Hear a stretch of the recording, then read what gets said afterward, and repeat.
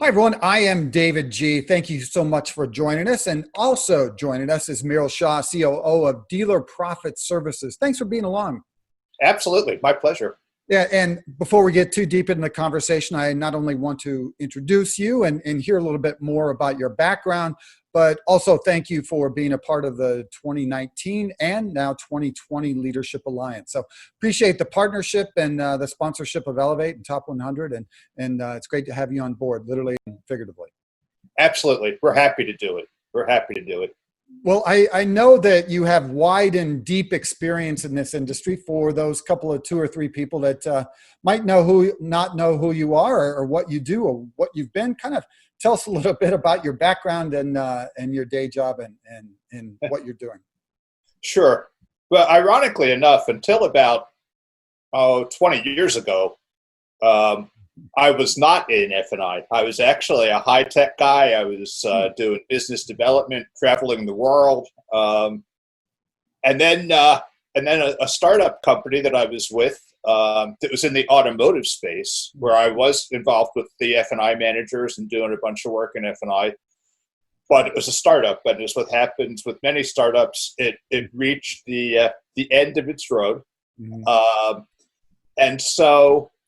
I went out and through some connections, I had some people that wanted to start up a financial service provider. And I said, well, I could probably help you do that. And so back in 2011, I started up a company. That company at the time was First Approval Source.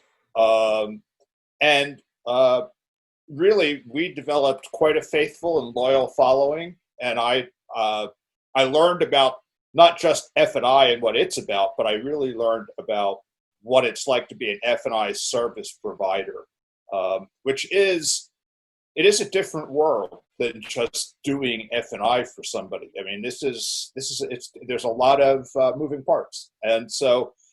I reached a point at that organization where it felt like an opportune time. I was approached by a dealer group that said, we had been using you guys, but we think we want to take this in-house. However, if you'd like to come and set up our in-house F&I and build out a service provider company around that, that would be a great thing to do. So thus was born Dealer Profit Services.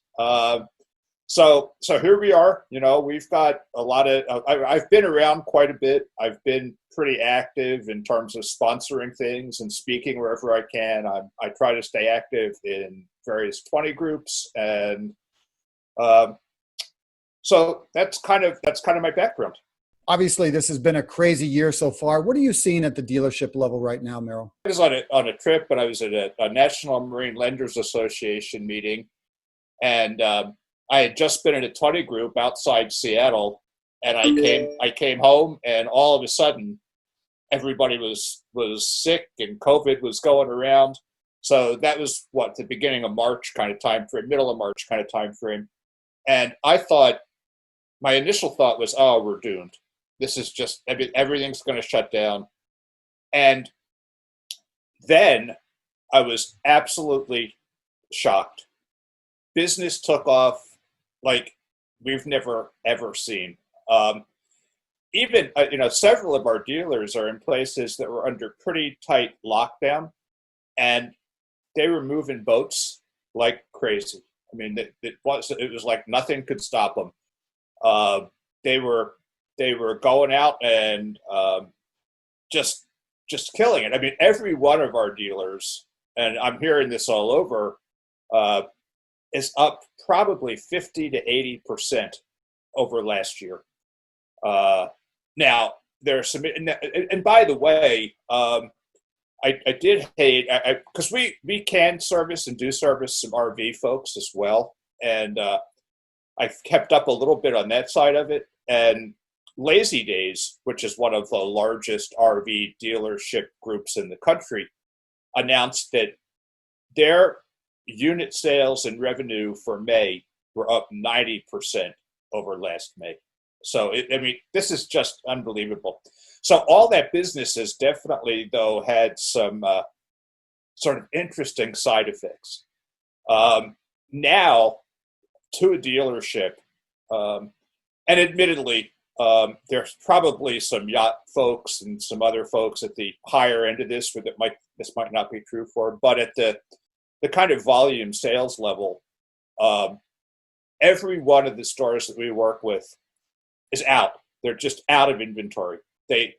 People went out and they went shopping for used stuff first, and then they started buying the new stuff. And now every one of them is saying, we're just waiting for trucks to come in, and every boat that comes in on that truck already has a name on it. And so it's going to be, now it's going to be interesting to see how the rest of this year actually shakes out, because it's hard for them to even build up inventory right now. Now, clearly it's going to happen. I think my prediction, and I've told people repeatedly that my crystal ball is now not only fogged, but is shattered on the floor. But I do think we'll see some sense of normalcy start to return after Labor Day. And that's, I get that sense from everybody that I'm talking to. But I will say, and if I'm talking too much, you just stop me and but there's been some interesting industry-wide consequences that are even impacting the customers, not just the dealers. All of this business spiked so unexpectedly that the lenders were not prepared for it. In fact, some of the major national lenders actually laid off some of their underwriters and some of their people at the very beginning, expecting a downturn. Well, that didn't happen. And so they've gotten so far behind that on a typical transaction, if the contract gets turned in after it's signed at the store by the customer, if that gets turned in and it doesn't get funded by the lender within 30 days, then you have to go out and get it signed again. Well, the lenders are so far behind, it's taking them 3.5 weeks to fund some of these transactions. So if anything goes wrong at all, so if there's a serial number mistake, or if there's it comes right back, and now they say you got to recontract, which is obviously painful for our dealers, but it also changes the buying experience for the customer to some degree. Because now they worry about, I don't have the paperwork to make my first payment. What's going to happen to me? Is it going to mess up my credit? Is it going to? One of the major national lenders has just actually, they've done what they call suspended first payments. So now if they get the contract back within 10 days of when that first payment is due, they actually reach out and make arrangements with the customer, which is nice. That's kind of what they should be doing, but not all of them are doing that. So it's just been crazy. And of course, now that those delays, because when a boat leaves the lot, the floor plan clock starts ticking, and so this is causing strain because of the floor plan issues. It's slightly compensated because of the volume, but still, it's not optimal. Now, we're seeing over the last couple of weeks, there's been some recovery in all of that, although they're still 3 weeks behind. So it's crazy. Not only is the sales story good, but also a lot of first-time buyers. Is that what you're hearing and seeing as well? We're seeing a really disproportionate, inordinate number of first-time buyers. And that, of course, creates its own set of issues, because the whole delivery process, with everybody being very, very sensitive about social distancing and safety, a lot more virtual selling going on, virtual dealerships. But first-time buyers, there's hand-holding. It just has to go on. They've got to learn to drive a boat. They've got to learn how to dock a boat. There's just so much going on, and it makes it very, very hard to do all the right things. And everybody's trying, but it certainly presents a challenging situation. And now, if a dealer is located in a place maybe they have a marina, or maybe they're part of a marina and there's a fuel dock. The lakes are so crowded that now there's backups and lines and all kinds of people milling around the fuel docks, and they put out hand sanitizers stations and everything. They're taking just hands-free gasoline. The customer pumps it themselves, right? But still, it's all the first-time buyers. Even that's a whole new experience for them. They've got to be taught everything. So it's great for the industry, for sure. It's great for the industry, but it creates a lot of challenges in the days of COVID. We're down to our last couple of questions, Myril. I wanted to drill down, if I could, a little bit to kind of the dealer-centric level and ask you if there are one or two things that you see kind of across the board, across the country, that dealers leave proverbial dollar on the showroom floor. What can they do better kind of uniformly as a group?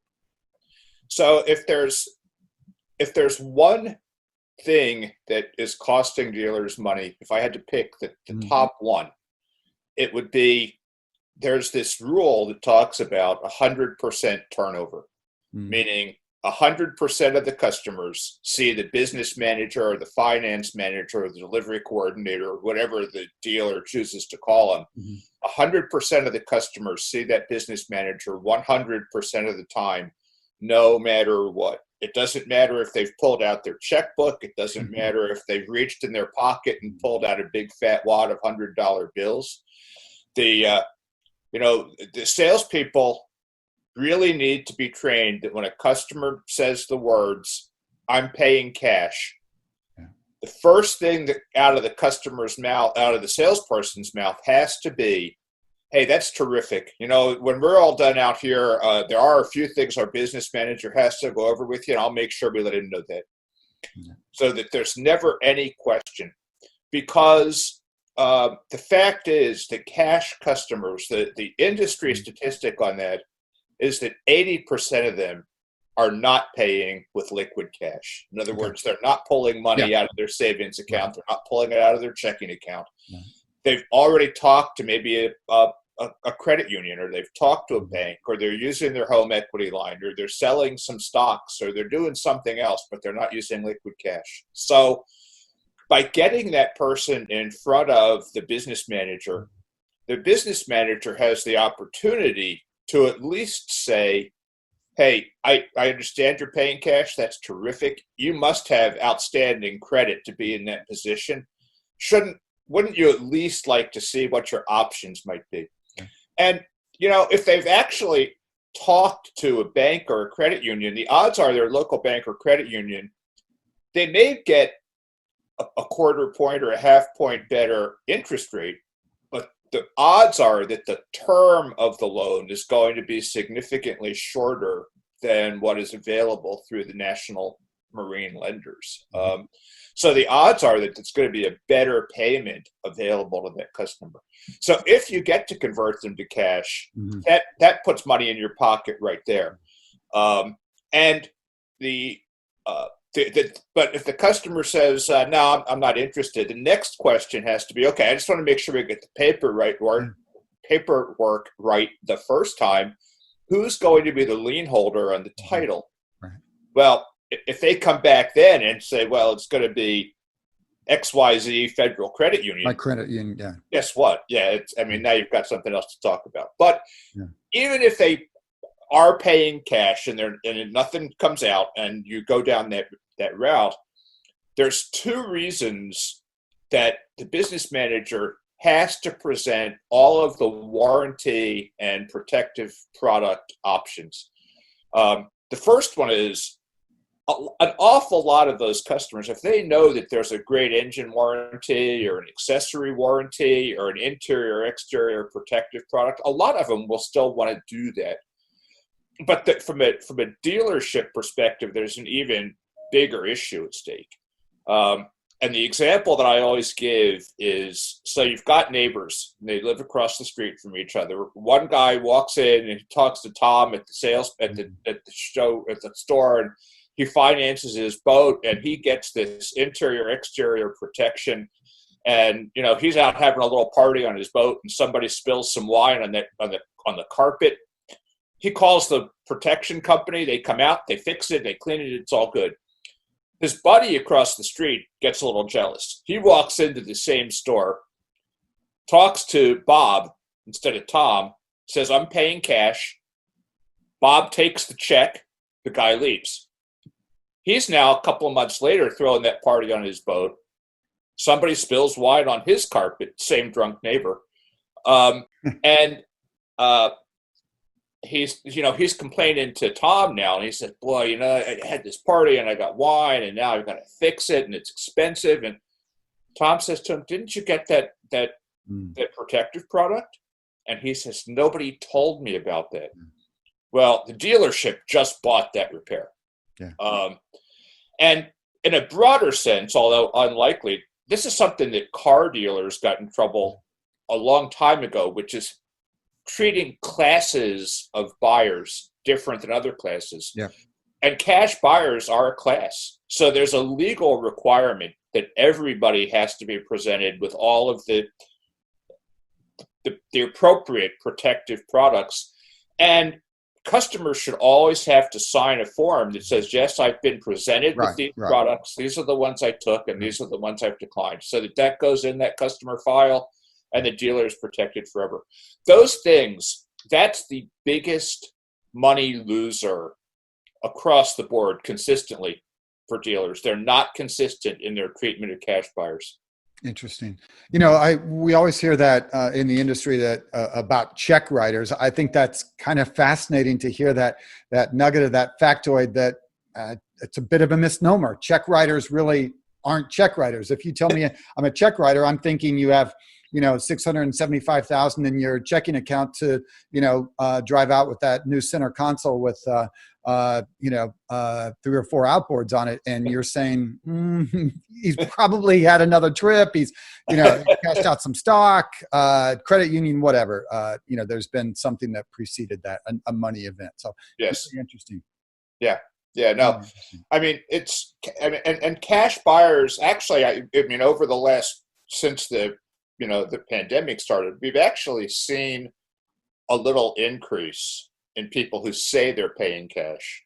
And part of that is because the lenders have made it slightly more difficult to get credit. And the lenders explain that very simply. They say, "Look, in this day and age, we can do all the background verification we want. We can look at their credit score today. We can verify their employment. And that tells us absolutely nothing about tomorrow." And that's completely true. So people are a little bit more inclined to pay cash if they can. And so that makes it even more important for the stores to not leave money on the table by not treating those cash buyers correctly. Last question. Talk about, if you will, where F&I fits into the entire kind of recreational boating industry ecosystem and landscape. Why should the entire industry care about strong F&I? So I think F&I is maybe one of the most ill-treated profit centers in a store. I think that it's something that is almost an afterthought a lot of the time. But the reality is, I mean, at the 20 groups that I'm active in, the benchmark number is that F&I profit should make up at least 2% of your profit on unit sales. That's the benchmark number. I personally don't believe that. I believe it should be significantly higher than that, and it can be. But because there's pressure on the business manager, because there's pressure on the F&I person to not throw sand in the gears, as the word. The salesperson is standing outside. They've spent 3 hours with this customer. They've done a sea trial. They've done all the other stuff, and all they want is for that sale to close. Finish line. Now they're going to give him to somebody else who's going to say, "Well, let's talk about rate and term, and now let's talk about these protective products." And so the consequence of that in many cases is that the in-house F&I person actually takes and settles for less than they can. One of the things that I talk about, and I talk about with our people, and I talk about when I'm in a store talking to their people, is 2 rules for F&I. And one is the Hippocratic Oath of F&I, which is, first of all, do no harm. So at the end of the day, get that unit sold and out the door. Combine that with you never get more than what you asked for the first time. So when you can take reserve, ask for the max. When you can sell protective products, ask for the max, and learn how to have an approach that I call aggressive but graceful in retreat. So that when a customer does that sharp intake of breath, it says 6.99, I can go down the street and get 5.9. And then the answer to that is pretty simple. Look, that's really just our first return. Let me keep reaching out and see what we can do, so that you can back that down a little bit. And you package up your protective products and you present them as a payment. So when you're first talking to that customer, your payment's going to be $399 a month. That includes your engine warranty, that includes GAP, and that includes your protective product. When they say that's just too high a payment, now you can start walking that back in a graceful way. So, and when people learn to do that, that 2% number can pretty easily move up to 3.5%. Now, if you're doing $15 million in unit sales and you've added an extra 1.5% of profit, or realistically 3.5%, but a 1.5% over that 2% benchmark, that turns into real money. I mean, that makes it a consequential difference to the bottom line. So I think F&I in many, many cases, now there are some dealers who are outstanding and they have fantastic departments and they really understand what they're doing. But in many, many cases, F&I is just, it's there because it has to be, but it's not viewed as an important profit center. And that's a mistake. That's leaving a lot more money on the table. And that's why F&I is such an important part of the ecosystem. And by offering F&I, again, you do get to sell more products because you package them into a payment. It's not like you're asking somebody to, oh, you want this warranty? Give me a check for $3,000. You want this protective product? Give me a check for $1,500. No, you're saying, okay, your payment's going to be $20 a month more with these products. And that's a much easier pill to swallow. Yeah. Well, I always enjoy the conversations with you. I always learn something, and certainly appreciate your contribution to the industry and to boating industry and to Elevate and the Leadership Alliance as well. So thanks for joining us. Absolutely. Anytime. It's a pleasure. And thank you for joining us as well. I'm David G., and we'll see you on the water. Stay safe, everyone.